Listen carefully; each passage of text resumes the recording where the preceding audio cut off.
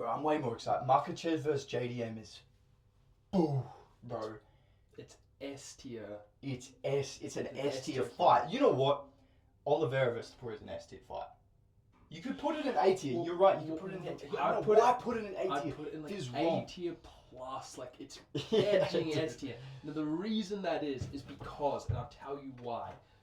And I think it's because people, for the most part, and I'm not speaking for everyone, so calm your cojones there. Most part think that Topuria is gonna win. So I mean, look, it's just what you would expect seeing Oliveira fights. He gets clipped in the first round. Yeah. He gets clipped in the second round. He sits down on his back, and we thought that was like a kind of strategy where it's like, yeah, people clip Oliveira, but he's too good over 5 rounds. He doesn't get put away. and you can't get him down on the ground. You can't get him down the ground. And then Makhachev just was like, boom, and fucking then, no. Exactly. He was like, no. And Topuria, I feel, cracks harder. And I may be wrong in this, but I feel Topuria hits harder than Dustin Poirier. I don't know if he hits harder than Justin Gaethje, but I mean, probably similarly. well, I look. You could say he hits harder. Styles don't make fights, but I think you can make a very good argument he hits harder. Who just whipped Justin Gaethje's ass? Max Holloway. Who directly? Yeah, I know it's hard to it's do not that. featherweight. It's a featherweight. La da da da. Fucking Topuria would hit harder at lightweight.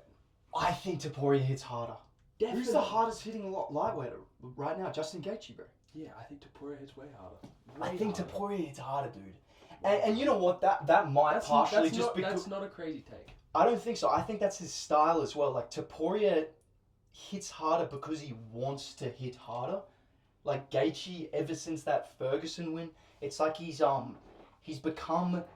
I fucking love watching Gaethje now, but he's like rolled off his punches to like 70%, and now he just like beats a guy over 4 rounds, and it's great to watch. Yeah. But he's not swinging like he was for James Vick. You know what I mean? Topuria is like, bro, when Topuria loads up, that guy, it's just like he's literally trying to kill a motherfucker. And the crazy thing is he's still got clean technique. Bro, it's like he loads up like more than any fighter you've seen, and yet he still overextends less than any fighter you've ever seen. It's crazy. It's dude. spectacular, bro. So the reason why that fight is not S tier is because I think, and it's such a good fight, but I think S tier has to be where you're just like, you are truly do not know who's gonna win. That's right. It's like and it's high caliber, and you don't know who's gonna win. It was exactly, and it's like 50-50. You're just and there's like, bad blood, there's bad blood, something like that. Anything could happen. Yeah, where it's just like you're so unsure, and that's how I feel with Jack Della Maddalena and It's true. Makhachev. It's true. And I think that Makhachev is gonna win if I was to be a betting man, but I'm not sure at all. No, I could definitely see JDM standing with him, getting taken down, you know, working against him on the fence, and you know what? Being big enough and strong enough, and like just having enough dog in him. Training the specifics with Greg Jones. Yeah, bro, getting the fucking Australian anthem together, getting the scrimmage wrestling going. Yeah, bro. You know, and fucking making it a bit of a stand-up battle, Yeah, which Makhachev could hang with. He can hang with him, but Makhachev gets hit, dude. He does. So, Poirier hit him. Yeah. Gaethje, you know, like he does. Sorry, he hasn't fully. But Makhachev gets hit. Yeah. He does get touched, and JDM is gonna be hitting him harder than anyone than any lightweight, dude. He lightweight. hits hard, bro. That guy hits fucking hard. The only lightweight,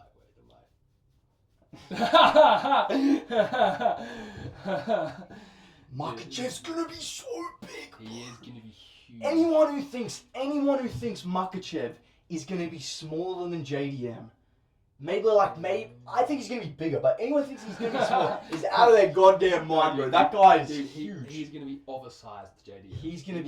He'll be. I reckon he'll be the same size as JDM. Going in there, you'll be like, dude, holy fuck, did this guy make lightweight? That's what we're gonna say when he walks in at welterweight. We're gonna be like, yeah, bro. No way that dude fought in lightweight.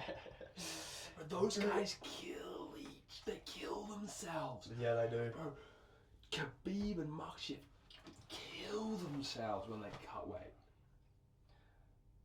How much what do you reckon? They said what he walks around at, right? He walks around 185. 185, 187. That's so crazy, bro. That's so crazy. I reckon JDM probably walks around at that as well. Yeah, maybe he might walk around at 2, in the 190s. But like He might walk around 195, yeah.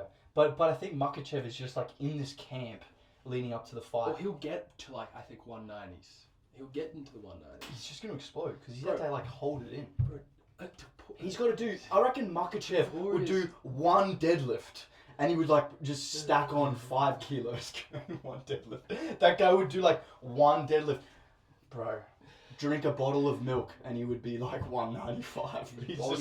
His body's just like, bro, give me food and weights. And give me some muscle. Bro, and he's not bursting. Like, he ain't fading at lightweight, but his pace at welterweight and his strength is just gonna be. Oh, it's such a good fight. That's the best fight I've seen in what 5 years. You know what? It's one of those fights too where it's like, if Makhachev goes in there and ragdolls JDM, we won't be surprised. We won't be surprised. We won't be surprised. We won't. I'm not saying that's gonna happen, but I'm just saying it's like we won't be surprised. But No. I still look, seeing the way that JDM and look, Bilal's not the wrestler Makhachev is. I'm not getting anything confused here. But seeing JDM fucking just stuffing those takedowns, Yeah. and stuffing Burns. Bro, not just stuff on the takedowns. He got to the stage where, with Bilal in that fight, like, he was in flow. There was, like, rounds. There was, like, areas in the round where he started playing. There was, like, elements of, like, Cody Garbrandt in his fucking prime, Conor in his prime. Like, he got into such a state of flow that there was elements of showboating. And Bilal's a tough enough of a competitor that he kind of prevented that from sort of escalating. But that's what always happens, right? Like, even you can never showboat for that long at that level, but just there was moments, there was glimpses there where he's in such a state of flow that I was just like, this guy. Sometimes too, when guys get like that, they either slip up or they melt their opponent completely and finish them. You see, you used to see Conor, used to see a lot of guys actually. Volk was great at this when they start to get into their flow, and you just knew it was inevitable. It's like you knew that what was coming was an inevitable finish. Yeah. Like remember Volk versus Korean Zombie, Volk versus Yair, and Volk Pereira versus fucking Roundtree. After round 2, you were like, this guy is getting finished in the next 5 rounds inevitably. Yes. 2 rounds later, his fucking nose, like his white nose bone is sticking out from the leather, scratching the skin off the top of the nose, bro. Dude, Pereira hit so hard, lit up, dude. What are they doing with Pereira now?